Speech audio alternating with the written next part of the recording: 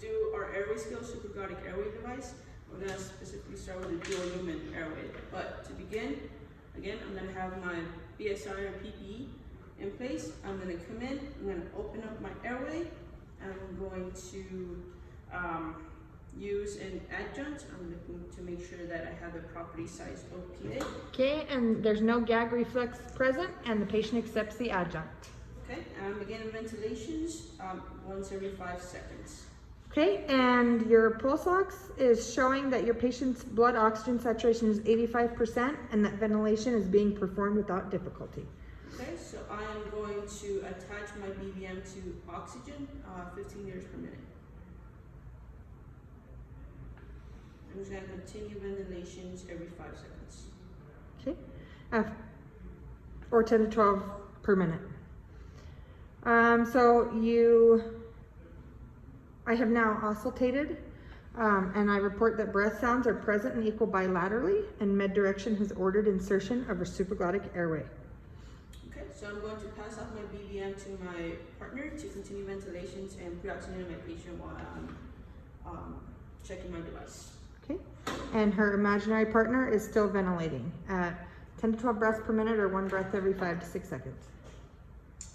Okay, so first off, I'm going to start by filling up my balloons. This one takes about 15 milliliters. Big one takes about 100. If you don't remember that, they're written on the cuffs themselves. Okay.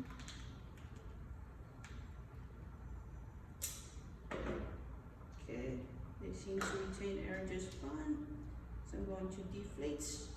Again, my partner is still continuing ventilations while I'm checking this.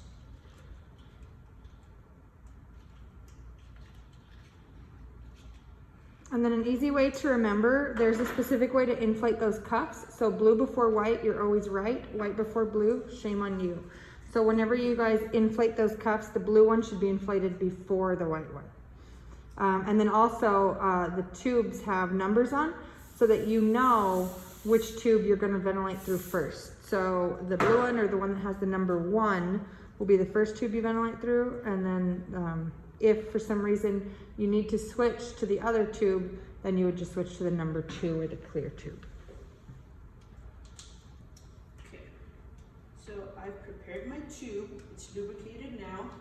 So what Miriam did, guys, real quick, just so you can see, she actually attached her syringes first before she places that dual lumen. It saves time. So if you can see, she even pulled up the right amount of air into each syringe, so that all she has to do is put that airway in and go ahead and inflate those cuffs. It saves you some of that 30 seconds that we were talking about. And you guys don't actually have to do this, it's just my technique. You're gonna find whatever works for you. I've also already added my colorimetric device, which is what's gonna tell us whether we have oxygen and carbon dioxide being exhaled. So brand new ones, they start off purple, and when we have exhalation, they should turn yellow. So easy way to remember that for me was yellow, yes. If not, remember your minions. Yellow minions are good, purple minions are bad. All right, so now that I've got my equipment in place, everything's ready to go, I'm gonna ask my imaginary partner to stop ventilations. I'm gonna remove that OPA. I'm gonna come in, readjust my airway, and I'm going to insert my device, making sure that the teeth are in between the 2 black lines. I'm going to start with my blue one, inflate it.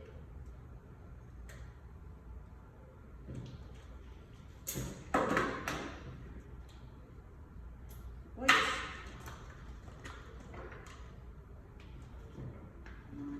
Okay, and that's when your time would stop. So Miriam definitely had it within that 30-second time frame. So I know it sounds like a really short period of time from when the partner stopped ventilating until now, but 30 seconds actually is quite a bit of time for you to be able to do that. Okay, I'm going to continue ventilations once every 5 seconds. This is still attached to oxygen.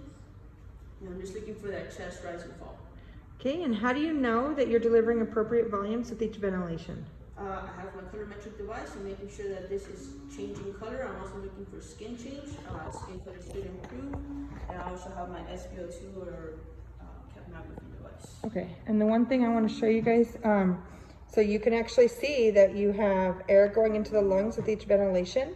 And then I want to show you the blue lines that Miriam was talking about. So you can see right here, there's, black lines. You can actually see that the teeth are between the black lines, and for the dual lumen, that's exactly where you want it to be. And then here's your color metric. Again, yellow is the color that we want. Now, what happens, Miriam, if, let's say you connected to that tube and we didn't have breath sounds? All right, so if I connected, I don't have any breath sounds. I'm having a hard time squeezing the bag. I'm gonna swap over from the 1 tube to the second. They're numbered, so you shouldn't have any trouble with that. And then we're gonna try ventilating that patient through there. In this case, because the tube is in the right spot, I'm not gonna get any ventilations. But otherwise it would mean that you've accidentally entered the trachea. Okay, so all of these devices that you all are placing are called supraglottic devices. These are not endotracheal devices. At the basic level, we do not do endotracheal intubation. So what you're actually doing is you are putting these down the esophagus, and these balloons are inflated to basically block off air getting into the stomach and force air into the lungs, which is what we want for this patient. So make sure, no matter what device you're placing, you need to listen for lung sounds and epigastric sounds. The first thing you're gonna do is listen for epigastric sounds, because if I listen to lung sounds and I'm listening 4 or 5 times and I wind up getting air in the stomach, that's 5 ventilations that I got into the stomach. Once we get too much air in the stomach, there's a couple things that happen. Number 1 is that patient is at risk for vomiting and aspiration. And number 2, it puts so much pressure, it actually puts pressure on the heart and reduces our cardiac output. So there are definite hazards of hyperventilation and also, ventilating into the stomach. So, Miriam placed that device and is going to say, hey, I'm checking epigastric sounds and I'm checking for lung sounds. If I have epigastric sounds and no lung sounds, that's when you're going to switch that tube. If I told her, yes, you have, no epigastric sounds and you have good lung sounds, then she knows she's in the correct place. And so then she's going to secure it. She can do that with the tube tamer, or she can do that with tape, depending on whatever device that we have.